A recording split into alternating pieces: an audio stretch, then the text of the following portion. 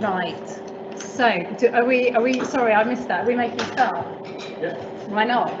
Thank you, everybody, for coming. It's lovely to see you in person as well today. I'm Clarke. I'm the chair of the HVAC group. This is a joint session between the FM and the HVAC group as well. We're starting. So, who's doing the slides? Are you doing the slides? Yeah. Ashley's doing the slides. He doesn't know what he's doing. That's it. There we go. So I'll just highlight here. We have got an email address and a LinkedIn page and a website as well. So after this event, we will actually post sort of a write-up of what we talked about, because there's obviously lots of people interested in this subject, and we just want to make sure everybody can hear about it. So we are talking about FM for net zero. Oh yes, that's great. Yes, so this is how you find us. I don't know if any of you are members of our team already, of our group. If you're not, you can sign up through the CIBSE website. So please join us, and then you can hear all about some of the events that we're doing. Right, so today we've got a number of fabulous speakers as well. So we've got Sarah Reed from Arup, Isabella Gaetani from Arup as well, Netza Jack here, and Ashley from our committee. So I will introduce each one of you. Is the next slide the... Yes, fine. So I'll just give you a quick introduction. Isabella is a senior scientist working with Arup Smart Buildings, and she focuses on unlocking the power of data to increase our understanding of human building interaction and basically having better energy and performance of buildings. And Sarah is a workplace facilities manager with over 21 years of experience, 13 of which of them are with Arup, and they're going to be talking about the collaboration between Arup FM and smart buildings on their offices at 80 Charlotte Street. So I'll pass over. Thank you very much. Hopefully you can all hear us okay. My name is Sarah, as I've just been introduced, and I'm here with my colleague Isabella today to speak a little bit about the way in which FM have worked closely with the Smart Buildings team from commencement of our new build at 80 Charlotte Street. Previous slide, sorry. Thank you. So this is our new building that we've been working closely on from commencement of the build. From the very start of this build, we've always had the need for it to be low carbon, both in our base build and in our fit out. The building is all electric, recognising that the national decarbonisation of the electricity system would soon make it a much lower carbon fuel than on-site gas combustion. And also 80 Charlotte Street is the first of the Arup buildings in the UK to be smart enabled, and it's got some exciting features such as indoor and outdoor air quality monitors, people counters, sound and temperature sensors. We wanted this building to really form a template almost that we can then roll out across our UK offices. Next slide, please. And I'll hand you over to Isabella. Thank you, Sarah. Yes, hopefully everyone can hear as well. So the very first thing we did when looking at our building in 80 Charlotte Street was really trying to understand what is it that we wanted to achieve. And we set together, FM and Smart, and we tried to map out who the key stakeholders for these buildings were and their wants and their needs. For us, smart enablement is really about... I have a bit of background noise from the room, but I hope you can hear me fine. So, yeah. For us, smart building was really about kind of mapping. Yeah, that's much better. Thank you. Mapping this out and really understand where technology could help. So smart enablement for us is really a means of reaching a goal. And this is what we tried to do at the very beginning. If you go to the next slide. So the smart enablement, however, was really just the very starting point of this kind of continuous and iterative journey that we're hoping to present to you today. So once we have a smart enabled building, we're able to surface data from this building. So there will be a whole element of like data sensing, which we will go into more detail in the coming slides, data collection, how we actually gather this data, right? And cleaning and analysis of the data. So you will see that already from the offset, so already in the cleaning and analysis part, we actually work collaboratively with the FM team, because obviously we have kind of in the smart buildings team, you would have the data science kind of expertise and the smart building engineering expertise. But the FM group is really like the people that actually know the building very well and have complete understanding of their asset. And so they're able to tell us, you know, what is an anomaly, what, you know, if they have more information about the data. Yeah, Sarah? Sorry, keep on that slide, just Sarah is going to... Yeah, I'll touch on the insights box here. So FM requested the smart team to create a property insights dashboard based on our FM requirements and specifications, and agreed that this would be like an ongoing exercise to do some trending and enable us to make some decisions around the strategy of our meeting rooms, ventilation, heating, cooling, etc., and how we use our spaces. And also we wanted to make sure the number of meeting rooms we had, both small rooms, large rooms, meet the requirements of the business, which is of course forever changing, as I'm sure you're all aware. Next slide, please.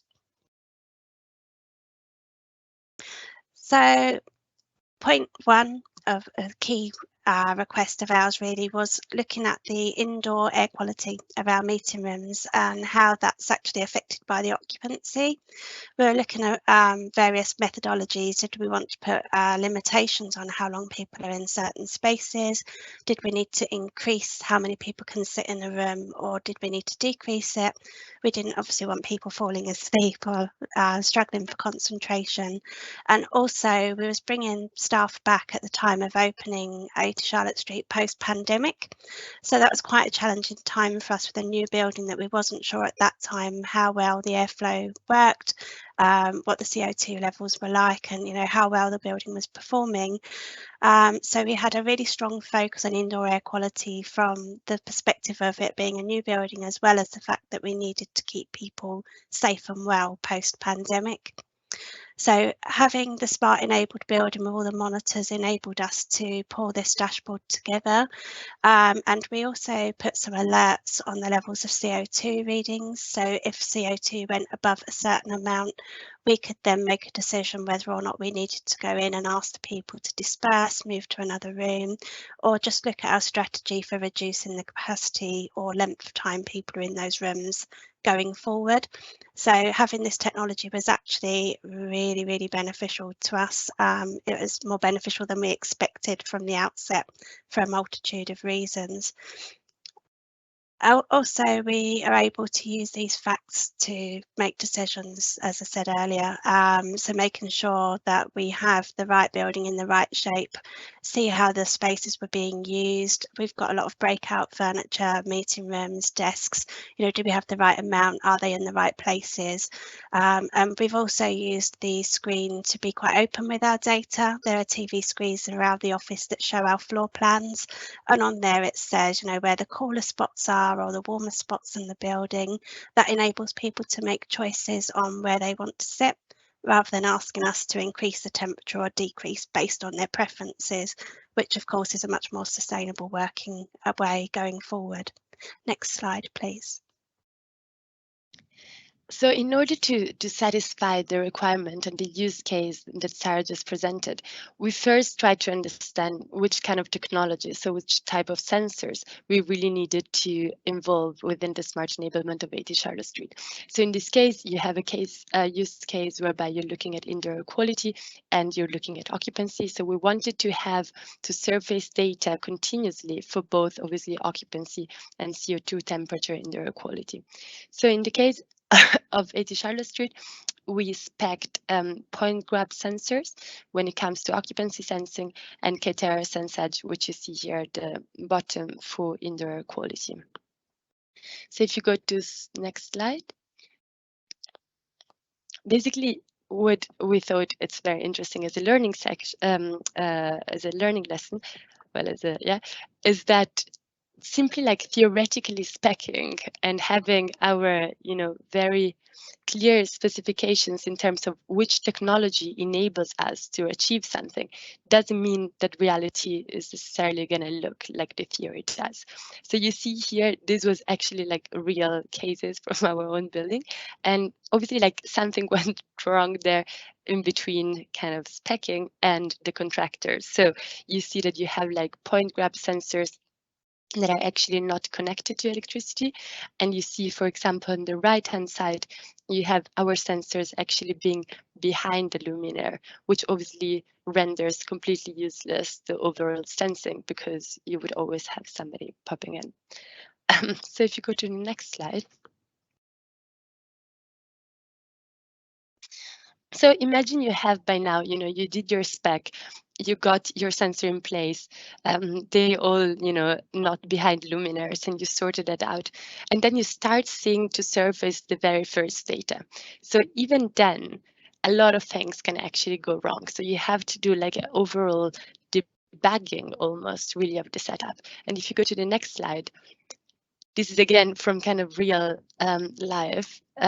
This was we came up with. So we had the complete mapping of our sensors, and basically you see from all the red, you're not going to be able to read every single spot, but the amount of things that actually had to be checked. And these were all sorts of things. For example, we're talking here about occupancy sensors. You could have, sensors that actually didn't cover the area they were supposed to cover, but slightly different one. And so at the end, like the calculations wouldn't make any sense anymore, or they didn't have like as large coverage as required, or they could like pick up reflections from people and just count them as another person being in the room, and all sorts of different things. So this was really like quite a bit of work put into that as well. If you go to the next slide. Yes. So for us, it's very important. So, once again, like you kind of checked, you debug your system, you have all of your sensors in place. They now really like, are properly making sense. And the time has come for you to kind of collect the data. And even then, what we really try to do is to specify open source software as much as we can in order to be able to directly interrogate the API of your sensors.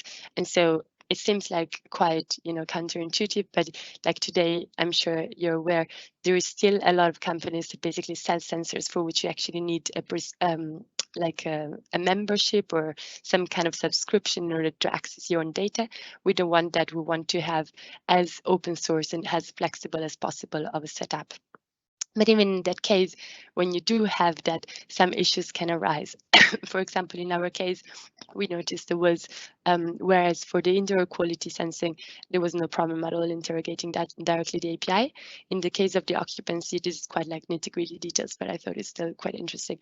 We were struggling with the fact that every time there was a lack of data in a certain time frame, in a certain time step, then the overall kind of data set would crash. So you basically have to interrogate like daily instead of over the old period that you're interested in. Next slide. Yes, so here I'll give the word to Sarah again, because this is really like one of our synergy moments. Yeah, next comes the cleaning and analysis. The data's, we think, in a good place at this point, but actually when FM and smart teams come together and analyse the data, there were some clear kind of peaks and troughs that just didn't look right. There were definitely anomalies, but it's working out where those anomalies come from. Are they faults with the hardware? Are they actually real and we can't work out why? What's behind those? So over a number of meetings, we really did a deep dive exercise and looked at all the places the data was coming from, which was from a whole multitude of places, actually, things like our access control data, our meeting room booking systems data. We also have linked with our Condeco room booking system. We're linked to 365, so people book through Outlook. And of course, the day of the days of hybrid meetings, quite often we was getting data where 20 people were booked in a room. but the occupation sensors said, well, only 5 people were there. So which information is correct? When you actually go into the granular detail, you could see people are inviting other attendees that were joining remotely. So the data was correct, but we needed to decide which data source we wanted to work with. So we obviously went by the occupational sensor route because they're telling us what's actually happening in the room.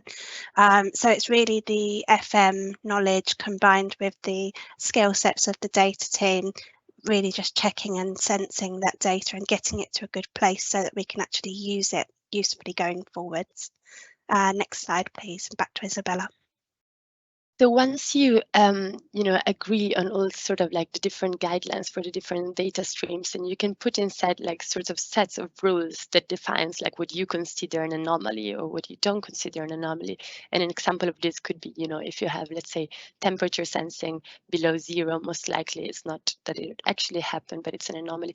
But you still can't possibly expect to have like rules that fit in everything, and you can't you can't possibly like manually even run this kind of process throughout these huge data sets that you get. So as part of our job, we also like develop automated algorithms that in this case, we use dpscan, if you're familiar with Python and with this kind of things, to really automatically detect the anomalies. And the moment you detect them, then you can decide to like strip them from the analysis or to actually keep them because going on review, they were actually real occurrences. Yeah, next slide.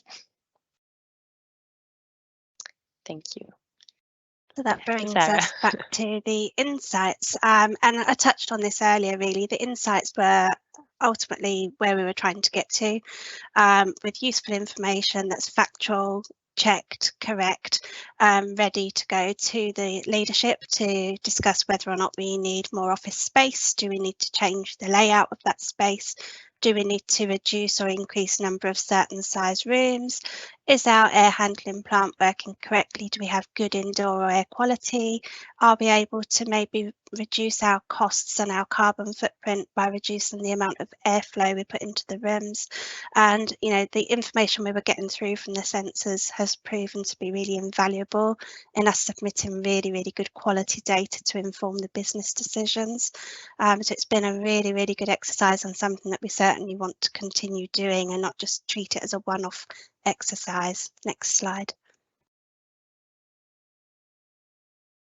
So for example, when we started looking into CO2, and you'll see temperature as well, versus occupancy in the various meeting rooms, we actually came up, we saw that the data were showing us like 3 different kind of profiles.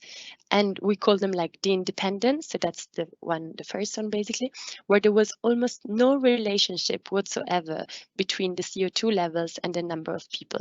So you would have your CO2 around like your 450 to 550 ppms, but really was not affected by the actual occupancy. And in this case, obviously like this signals a very well working ventilation system, but maybe we were wondering a little bit too well working, so we could actually reduce the airflow a little bit and then see what's going on for the specific meeting rooms. Another profile we had was the central one, so we called it the climber, and I show you in the coming slides like more actual data, but basically there was a very strong relationship, positive relationship between the number of people and the CO2 levels. So the more people were actually entering the room, you would see really like a steep increase in CO2 levels, which obviously indicates that there was an issue within the ventilation system and these rooms probably needed to be checked. The third kind of profile that we saw was the parabolic, we called it. So these rooms, and imagine, obviously like these were all rooms designed in the same way and like controlled in the same way theoretically, but this is really like what the data surfaced. In these parabolic rooms, you would have that after a certain amount of people, so after a beginning increase, then the CO2 levels started to drop again, as if there was really like a exceeded maximum threshold that would trigger something to happen, like more air to be delivered. So if you go to the next slide. Here's an example basically of actual data for like one of these, you see room number 112, which has like an independent behavior. So you see, in this case, you see like the medium and the, 25th to 75th percentile, and then the 5th to 95th, so according to like the shaded, it's basically like another representation of a box plot would be. But you see that even when you have rooms that are over occupied, so this room, for example, was catered for 14 people, but even when you have like 15, 16 people, still the CO2 levels and the temperatures were extremely steady. Whereas if you go to the next slide, which is an example of Climber, you see that basically because of this increase, then obviously the increase became even more relevant and more pressing when the room was actually overoccupied. So room 116 in this case catered for 8 people as maximum occupancy. And you see that actually when 9 or 10 people were in, the levels of CO2 were reaching about 1000. So starting like to be, you know, really not ideal for decision making and so on. And similarly, also the temperatures were increasing. So if you go to the next slide.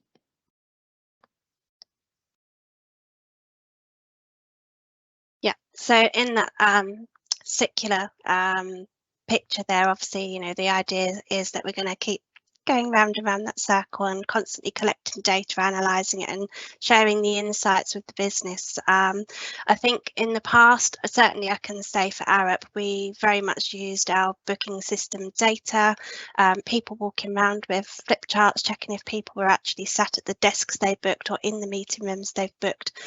We had a good feel for how our offices were performing in that sense, but the booking data versus what actually happens in real life, we know are two different things, and having the technology in the rooms constantly streaming live data to us makes us much more informed than we were previously. So that really does help with our decision making, and going forward. I would like to think that that's how all of our offices will be set up and running. Next slide, please. And of course, it goes without saying this isn't just one or two people, i.e. Isabella and I, doing all of this work. There's a lot of people behind making this happen. These are the key people on the project that we've worked with from the base build starting out up until now, and it's with thanks to them. We have some really amazingly talented people. It's an absolute pleasure to work with them. So just a bit of a thank you to them as well, acknowledgement that there's more than two. And that brings us to our final slide. I hope that's been useful. Thank you. Thank you. Thank you very much.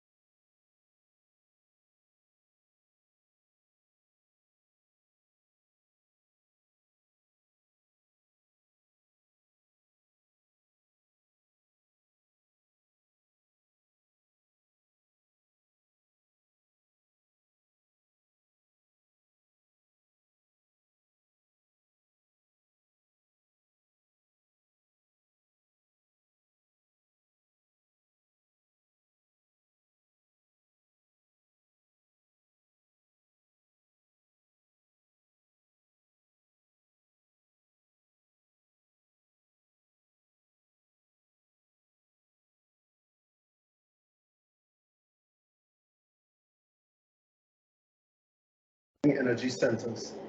It's probably a lot easier for us in the aspect where when we do, for instance, a new development coming along, it's easier for us to say, okay, yes, we could now account for that complete system. It's a lot harder when we have to now retrofit or upgrade to incorporate that in an existing development. And if we go to the next slide. Another challenge in that, especially in terms from a design standpoint. Sorry, I had to check the chat.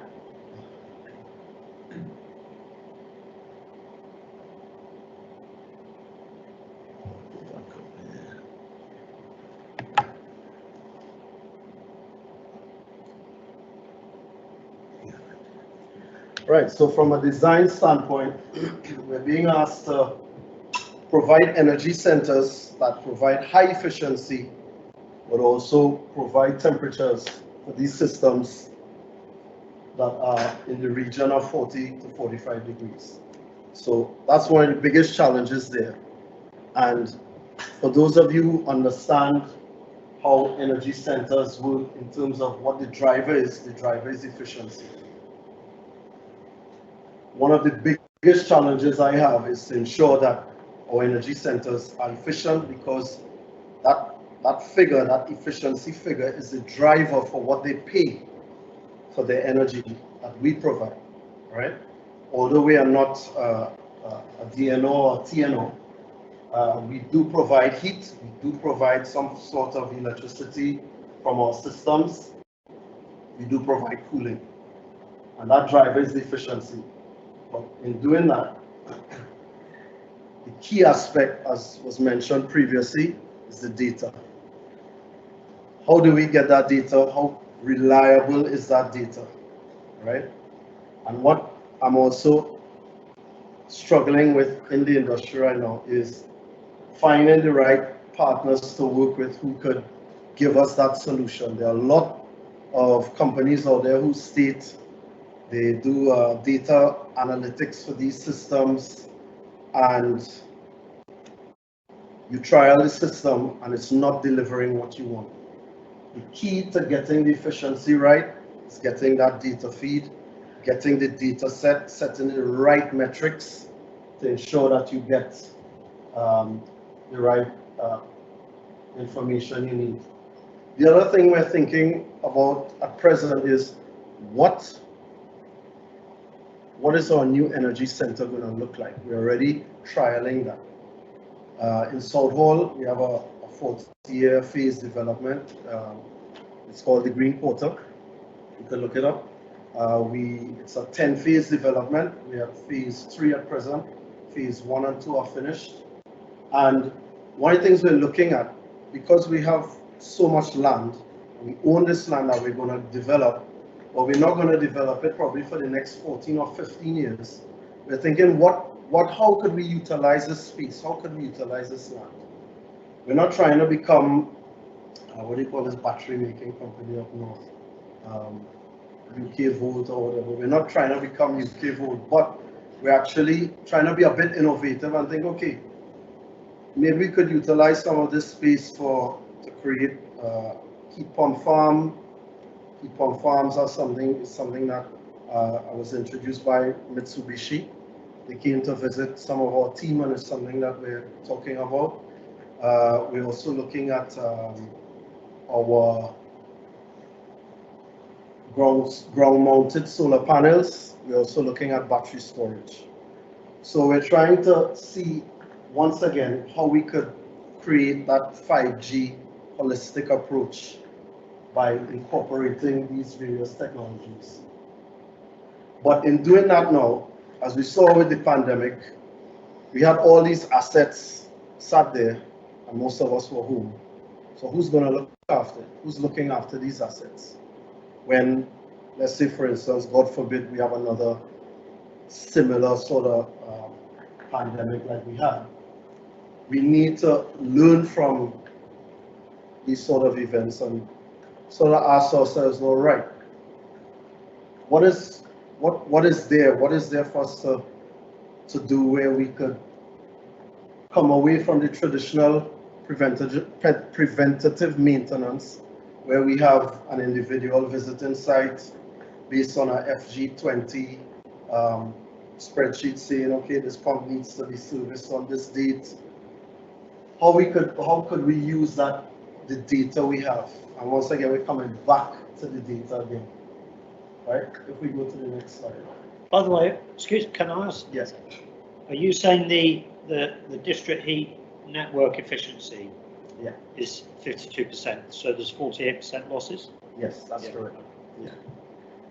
So I'll give you an idea how we measure this. So we take the heat usage from the end user against the input from the system. That's sort of the benchmark we use in terms of establishing the efficiency of the system.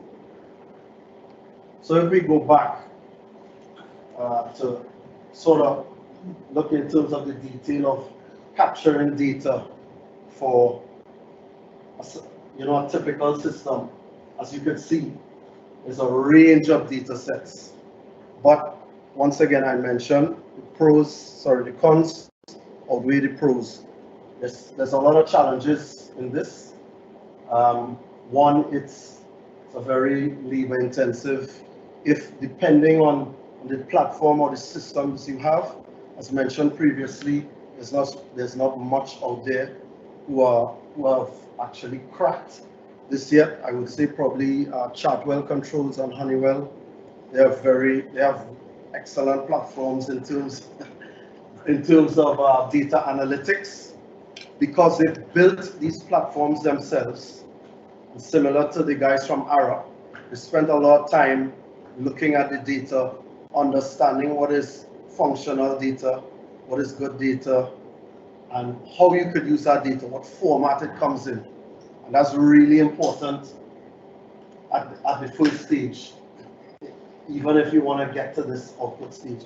The other key bit is ensuring that all stakeholders work together, but on a large scale.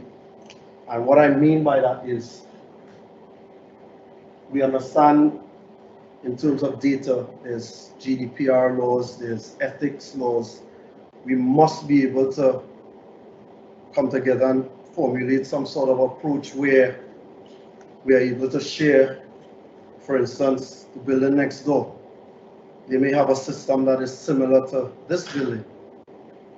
And what will help in terms of the data output and helping train that algorithm to be a little more efficient, or much more efficient in terms of the operation, or giving you the outputs you need to know when it's time to service that pump, when it's time to look at that AHU, when you could identify from the data something is about to fail.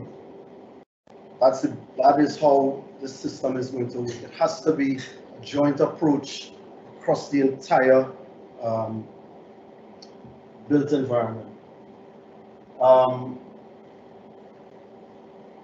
would also say the industry, as I mentioned to the individual, to this gentleman here earlier,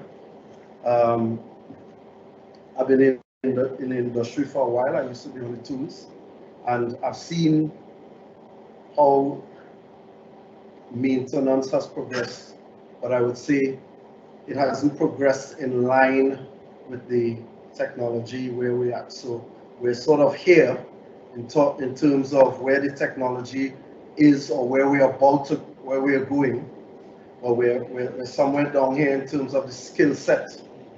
And as I mentioned before, we don't have a great pool of the expertise in terms of how we combine this aspect of coding and data sets and putting that information together in line with the engineer and the individuals who are responsible for the asset. And that's the FM team. And that is how this all comes together. And for that to work and to come together, there has to be some change in terms of how an engineer is trained to look at information. They need to be somewhat tech savvy. We're sort of tech savvy as individuals with our iPads on our phones and, you know, these sort of things. But when we get to this very granular sort of information, it takes us to another level. Thank you. Yeah, we'll do questions. Don't worry. Don't worry. Lots of questions. Thank you. Fascinating. I think it's going to be really interesting to see how he gets that fifth generation.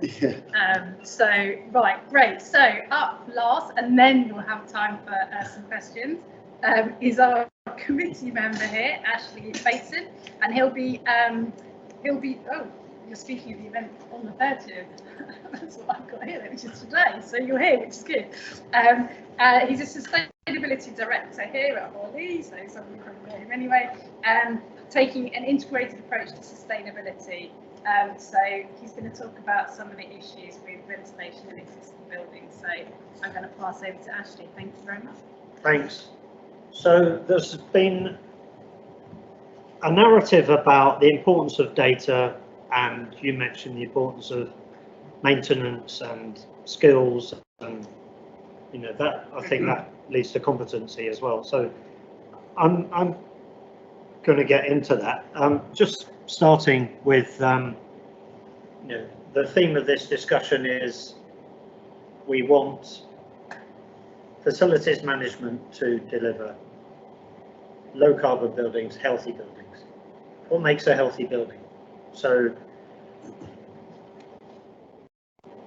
it's got to feel nice, it's got to have nice daylight, it's got to be thermally comfortable, but air quality is really crucial, and air quality has a role in our perception of the space, and this is where facilities management and ventilation is crucial. So we do well-building assessments, and that's a certification method for buildings, but it relies on, you can design the best building in the world, but for it to be a success you need to know it's operated effectively. So that's where there's a need for important maintenance and operation. Looking at the evidence of why good conditions are important in buildings, the well standard and a lot of research around that found that the environmental conditions are impacting how people are productive. And some really good research has been done at the Harvard Chan School of Public Health, where they increased carbon dioxide levels. So they put people in a room. I don't know if these were university students, but they put people in a room, and if that's a good sample, and they increased carbon dioxide levels. So carbon dioxide concentration is a good proxy for air quality and air change rates. So if you were in a sealed room, you'd be breathing out carbon dioxide, the carbon dioxide concentration would go up. And if you're not ventilating that space adequately, you just see continual increase in carbon dioxide. And Sarah and Isabella's presentation showed that climate graph of you increase the number of people and you increase carbon dioxide. That's probably a scenario where there's not volume controlled ventilation. It's probably constant ventilation. So what they did in these rooms was carbon dioxide is odorless. You can't tell. You don't necessarily know what the carbon dioxide level is in this space here. But what will happen if it does increase is they did a number of tests on people where this was the basic activity level. So this is just a relative scale. So people's cognitive ability. That's like solving a puzzle or something, or interacting with each other. That goes down when carbon dioxide goes up. And task orientated, so just do the simple mechanical thing. It's not so dependent on carbon dioxide, but it slightly goes down. Strategy, ability to think strategically goes down significantly when carbon dioxide goes up. So if you've got bad ventilation, people can't think about how to interact strategically. Incidentally, I did some post-occupancy study, and it was a company boardroom, and they said, can you come and have a look? It's our boardroom, we have really important meetings here, and we feel drowsy at the end of it. And we lifted up some ceiling tiles in the suspended ceiling and found that the mechanical ventilation ductwork had never been collected to the supply group into the room. So in that scenario, they were not getting the mechanical ventilation, the air change rate, and the removal of the carbon dioxide. I assume they made really crappy strategic decisions. So we need to know that what's being designed is being monitored and maintained properly. And just an important statistic that came out of that study is just the significance of that reduction in cognitive ability. There was also an academic paper. This was just about fossil fuel combustion increasing carbon dioxide. So we all know that carbon dioxide is increasing in the world, creating climate change. It's also making us more stupid because we can't dissipate that carbon dioxide. So the new generation will be more stupid than the past generation, inherently, because of increases in carbon dioxide. So it's toxic, carbon dioxide. So we need to ventilate right. There's also a study by the World Green Building Council, and that just showed if you, for example, compare the impact it has on the business of changing energy costs by 1%. It's not a big cost in a business to change the rental cost, but if you change the effectiveness of staff costs, it has a really disproportionate impact on a business. There's also research on optimized comfort, and this is another sort of productivity here, where these are up here. It's worsening productivity. So if it's very cold, you lower your productivity. If it's very hot, you lower your productivity as well. So increasingly, we're going to see environments where we're monitoring air quality. We monitor air quality at our offices. There's one at the desk. There's some sensors in meeting rooms and scattered around. And Isabella and Sarah spoke about their office with monitoring air quality. So design is one thing, and they also showed the installation fault with something covering a sensor. So you get the data, but it's going to be really important that we know if we are seeing trends in carbon dioxide over the day or over the week, and it's getting worse. Do we need to change filters? Is there something happening with the mechanical ventilation system? Are people opening windows? So there's a clear lesson that we need, if we have a better indoor environment, better health and well-being, better productivity, you're able to solve solutions, do more strategic thinking. There's a tension though, because we've got the climate challenge. So there's a tension between the planet conscious remit of designers and facilities managers to reduce carbon. So that might mean don't have fans at all, don't have any ventilation. but we've seen that evidence that it will in fact impact our cognitive abilities. So we have to have that human-centric perspective as well, and get that balance between reducing carbon, so being really energy efficient, but also making sure we're providing enough ventilation and air quality. So the challenge for people that manage buildings is making sure it's all well maintained, and there's a role here for designers to make sure it's not too complex, make sure it's intuitive. Probably we should see more variable volume ventilation, so that as more people go into the room, ventilation goes up, but you save energy as ventilation goes down. And we are starting to see those kinds of systems more and more with the carbon agenda, with neighbours ratings and design for performance. But in the maintenance, it would be really important that that is maintained as it should be. I can't tell if this was a stunt doing that, or is that a real place? No, I've been there. You've been there, yeah. Yeah, It's in Leeds. Is that well known? Is that? yeah. Is it EasyJet Hotel? Yeah. So.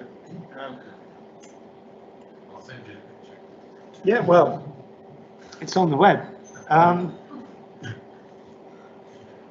Recently, CIBSE was involved in some research commissioned by the government.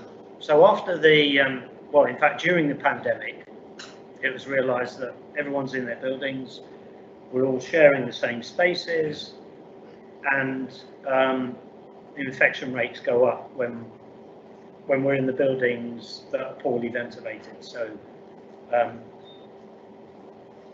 what the findings from this research found is that we need to make sure we've got infection resilient environments, so we need to make sure there's good ventilation.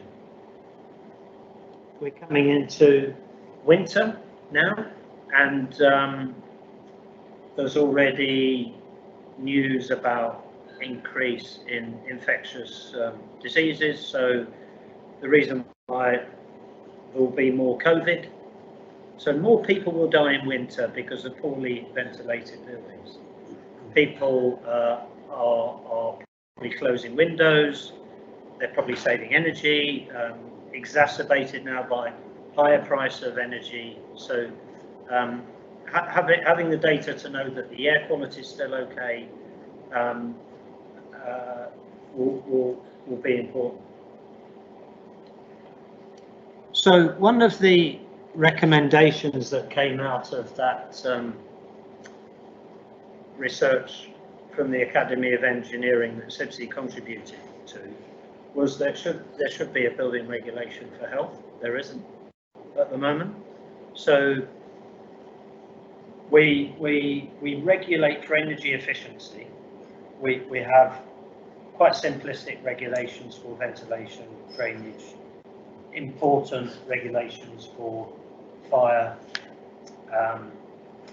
acoustics. I won't go through them all, but well, in fact, a lot of them are listed here. But there isn't a building regulation for health, so there is a risk that as we drive to reduce carbon, as we drive to turn things down, we could be impacting health. So that's one of the recommendations. A recommendation, and this is based on some experience of working abroad, that we should have mandatory building ventilation inspections. So we have MOT for cars. No matter what your car costs, if you bought it for £500, you still have to have an MOT. You could procure a building for £500 million. There is no mandatory requirement for ongoing checking of the ventilation. And with infectious diseases, with the impact on cognitive psychology, strategic thinking, we could just be heading to a catastrophe if we don't have a way of checking that our buildings are properly ventilated. So after handover, checking that on an annual basis.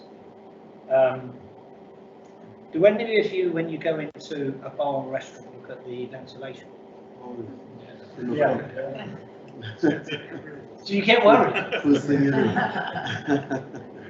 There might be 50 people in a pub, and over the years they painted over the sash windows, so there's, you know, we should worry about that stuff, because we want to go to the pub and we want it to be safe. So what we've seen in other countries that have these mandatory ventilation inspections. So I specifically saw this in place when I was working as an engineer in Sweden, is that it just improved competency in the industry, because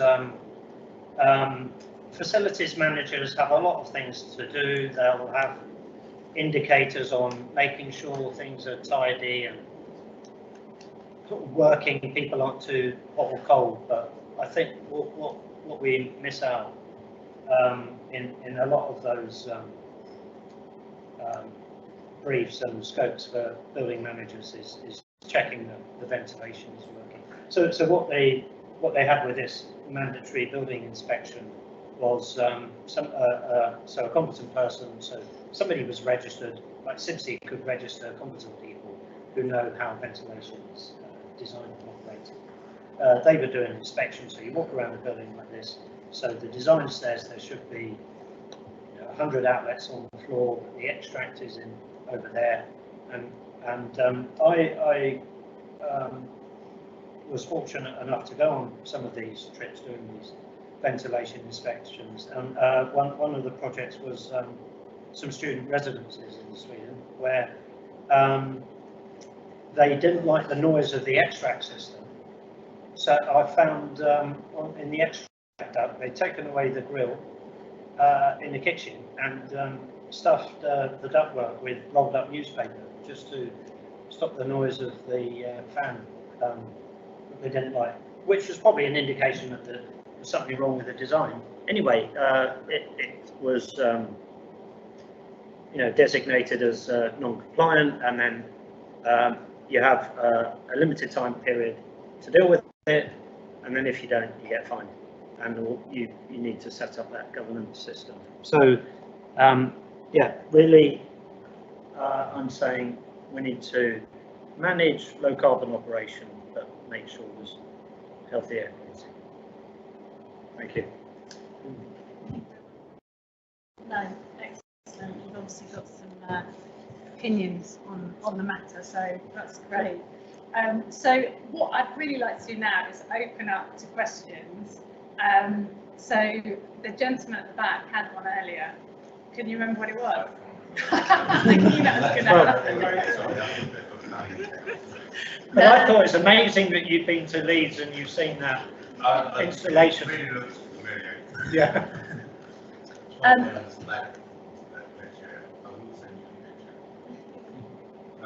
Yeah, was it on to the Irish? I've got a few questions actually. Yeah, please. If you're, yeah, are you good with one now? I've got a hand up here if not. Yeah, no, it's a demo. See, I've got them for the excellent client. They are very, very what these things we got from the unit. Yeah, yes. Sarah, Isabella, can you? Oh, okay, Isabella's gone, so we've still got Sarah online. So Yes, I might have, Okay. okay. Sorry, just let us know who was wondering. Yeah, no, I worked with Derwent on White Collar Factory, the scheme charity, which is excellent. I've never seen anybody so enthusiastic about doing the scheme when he's active with Derwent. Charles Street was down on, so good luck winning that one. It's just wondered what sort of systems did they actually use? Is that with their Honeywell enterprise system?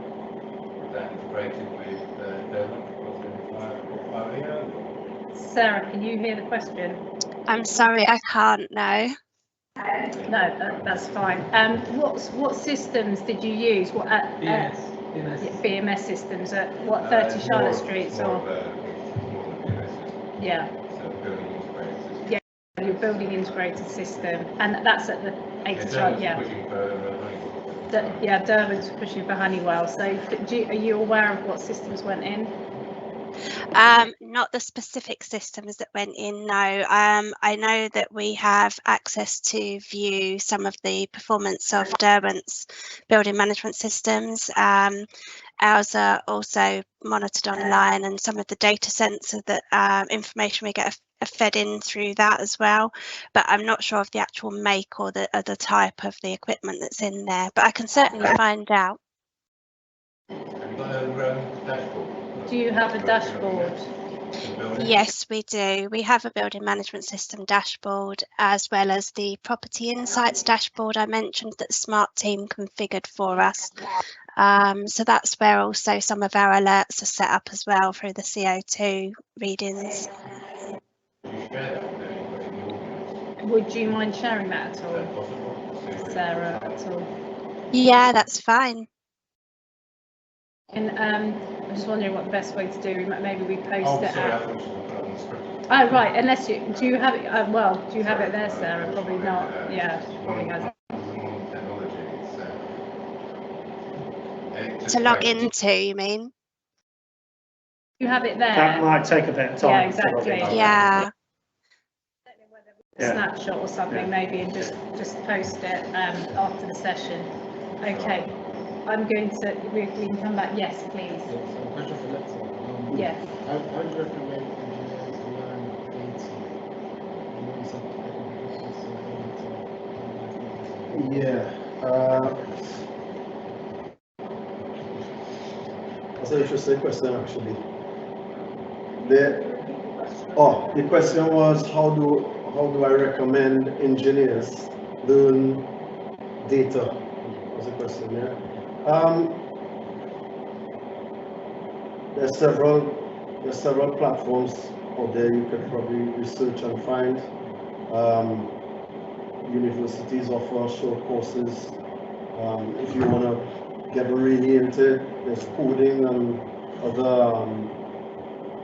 other courses that are available if you really want to get versed in it.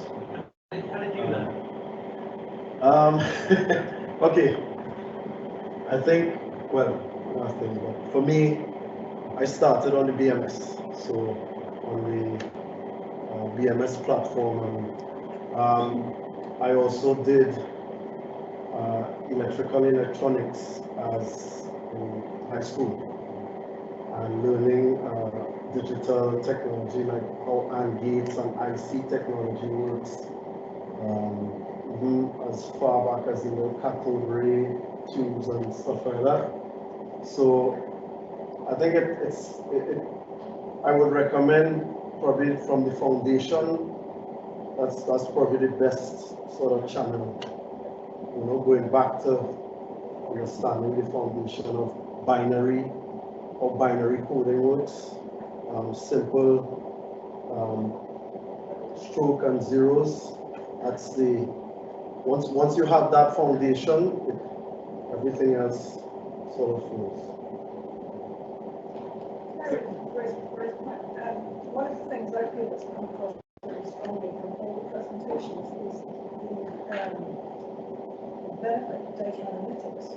And I think just not enough people know the value they can bring for operating a low carbon building comfortably and getting the maintenance right.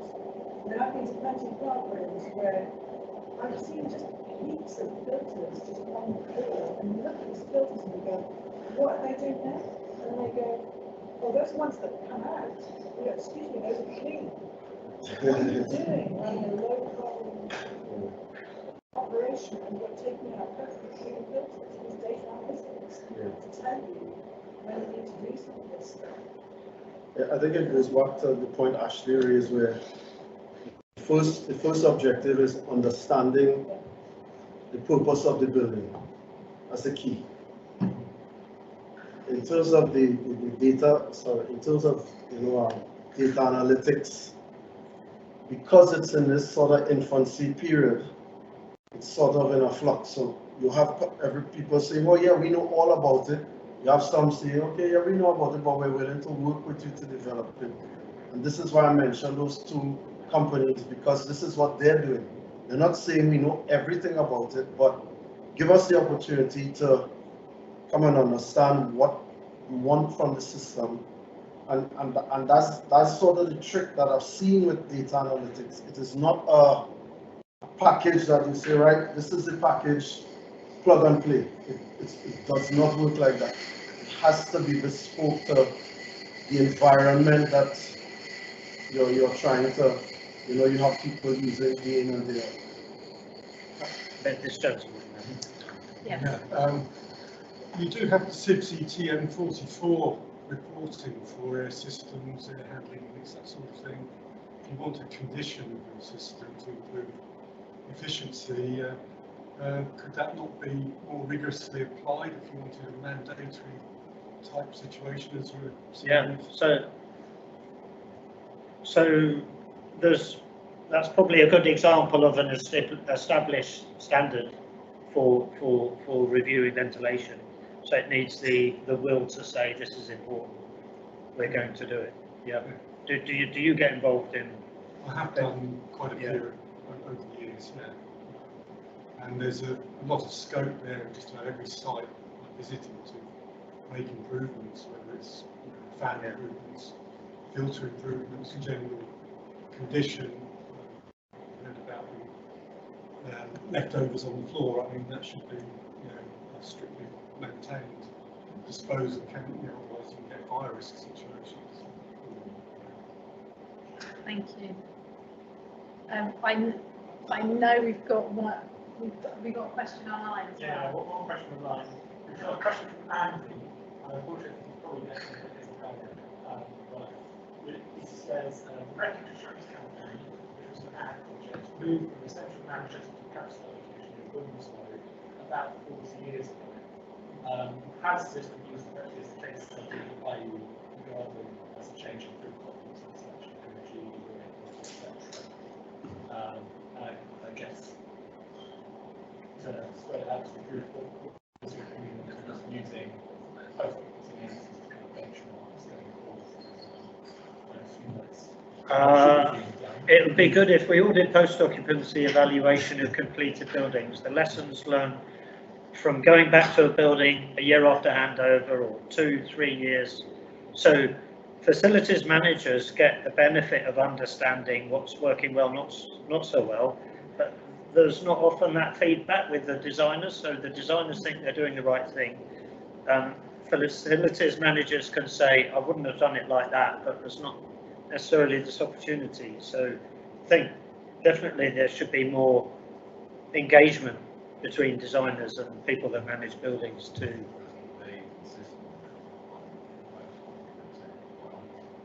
So there are environmental methods that say you should do it, such as LEED or BREEAM, but it's not widespread. What's Dermot's application for that? They're very keen on LEED and such things in this game. Yeah, sorry, Sarah, do you know about the Derwent's position on that? I'm not sure if you heard the original question about post-occupancy.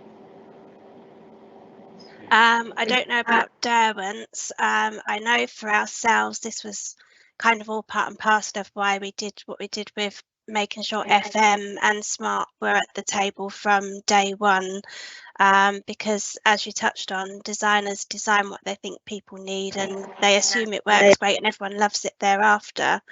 But the people actually there running the building may have a different opinion or might not be getting quite what they need from it. There isn't that ongoing conversation and satisfaction survey, if you like, which is something we've committed to make sure we continue to work together on and use that as a platform, and also in the way we recommend out to clients as well. Netza, did you have anything to add to that? Actually, that's a key point she's made there, because I recall when I worked for Broadgate Estates, one of the things they focused on, especially when they took occupancy, they worked very closely with the likes of Stanhope and the big developers, British Land. They focused on what they call design for management. So they took, literally, they did exactly that, the post-occupancy analysis, they did all those checks. And they would ensure they feed that information back to developer, especially if they're, Broadgate would know from an early stage whether they would be the FM for a particular building before it even comes on the ground. So they had sort of that head start in terms of, you know, curtailing how, what the management would be like. Sorry, I've got. Can you hold it? I'm just making sure everybody gets a close to Richard.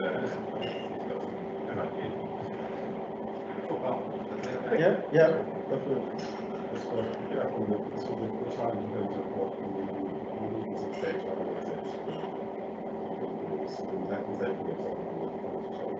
Yeah.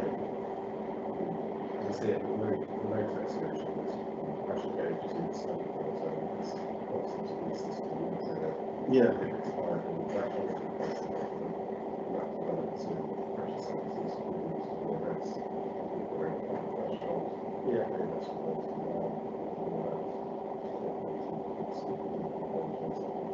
Yeah.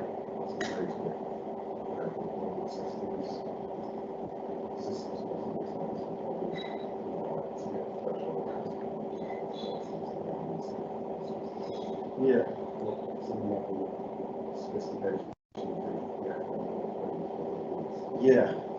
So I don't know if I'm just trying to repeat, I don't know if people online can hear. So we're just talking about filters and what is the best way to gauge whether they're at the point at which they need to be changed or not, I think. So it's a more general question, what level of sophistication should we be putting in? Yes, to make your system extremely sophisticated. You're talking about changing on pressure rather than any other means, time frame, presumably. And you have to have a reference volume flow rate really to test your filters if you're changing what's known as the economic change at time. Yeah. It's open your eyes.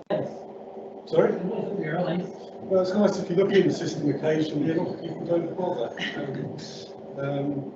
Yes, that's one way of doing it. If you're looking every week and look after your system, it's a way of doing it. It's easy, right? Well, that means that someone has to physically go and do that, don't they? So a labour effective way is to use pressure drop, operating pressure drop, and that's the way it should be done. Makes sense. As you say, you need to know what the pressure drop should be at that. Yeah, the reference flow rate. And the economic change out time is usually about twice the initial operating pressure drop until it's clean. The challenge to every filter in every unit is different. Yeah, so it's important we do a system by system check on operating pressure drop. So I guess my question is, that's why the starting technology is really No, it's not. what is it we need? And that's sort of my point, because we tend to, because it's the type of system it is, we think we need to overcomplicate it. These systems give us a range of data points, right? It's, as Phil said, it's being able to identify what is the right parameter, the right metric for you to say, right, that this is all I need to tell me this is when I need to change the filter, or this is when the fan in the AHU needs changing, or whatever the case may be, bearings, or you need to rewind stator, or whatever the case is. But the key thing is not trying to overcomplicate the system with a whole range of the data inputs that, you know, it's telling you all these different things, and you're looking at that saying, okay, right, what am I meant to do with this is being able to, and that goes back, if you align it with your traditional ppm regime, if you map that in terms of what an SFG guideline will give you for maintaining a filter, if you follow that and map that in line with the data that you have for replacing the filter, it's probably as simple as that. And I think that's part of the challenge that probably the FM manager has, because it's sort of maybe a mental thing where they see, oh wow, I'm looking at this dashboard with all these colorful bars and alarms and all. Maybe it's sometimes a little too much information. Talk about now. Yes, we can.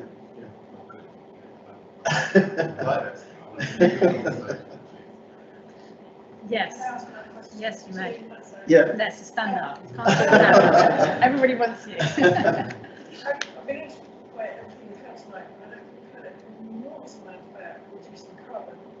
And I'm interested in your energy centres, where you talk about having the CHP and distributing and bringing in more heat pumps. Are you trying to reduce the CHP limits to reduce carbon? Right. So. And then where's cost coming? Because with electricity prices so much higher than gas, pure CHP gas. Yeah. Then what? So I'll give you a little insight to our recent meeting in line with energy centers. The biggest driver for all of this, especially as I focus on efficiency, is that tariff we charge back to the tenants. We have been fortunate in the last couple of years where we paid 3 pence per kilowatt hour for gas. Now we're in the regions of 25p. The lower the efficiency, the higher that heat charge goes up. We have letters going out to tenants where they're paying 90 pence for heat, 90 pence per kilowatt hour for heat. That is because we have energy centers that aren't performing, or we have maintenance companies who aren't good enough to look after the systems. We have a borehole system in one of our most expensive towers in Vauxhall.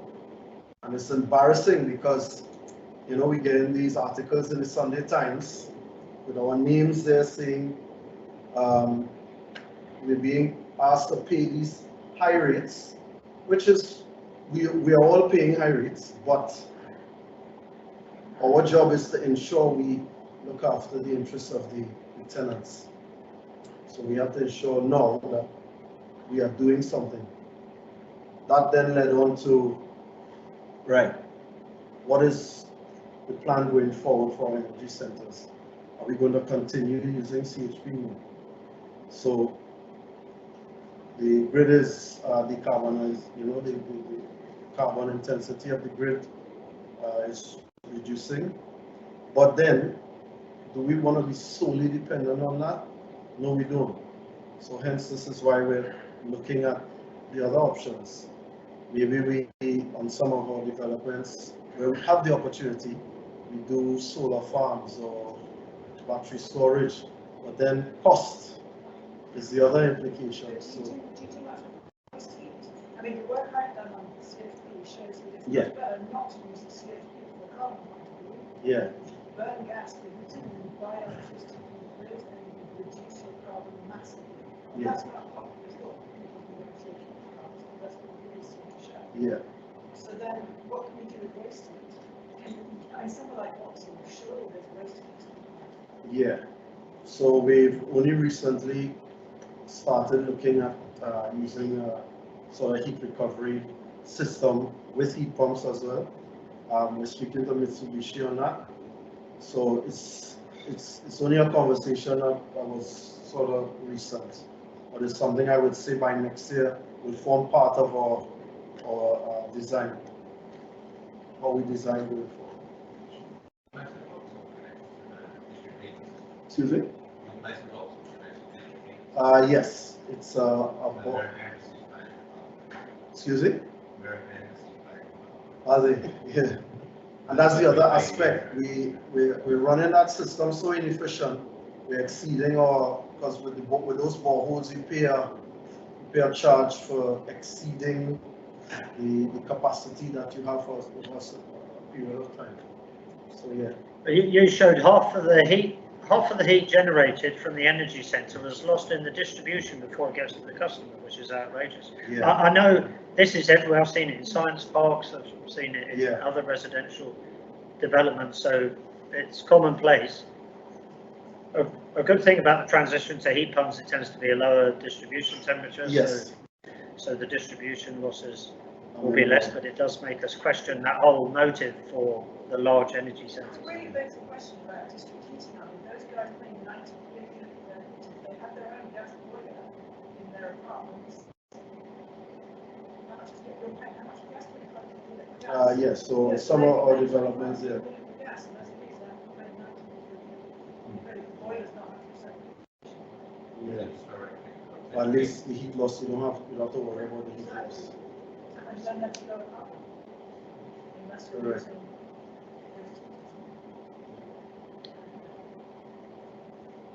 Yes, More conversation over drinks. Yeah, definitely. Did anybody have any more questions for the panel? You can have a one-on-one. What I will do is I'll wrap it up. I just want to say thank you so much to Sarah, Isabella, who's obviously not here, Netza and Ashley for presenting. I think it's been a really interesting topic. Thank you for your engagement as well. That's great, and thank you for coming. And please do stay for a little bit longer, have a few drinks and some nibbles. Thank you very much. If you'd like to.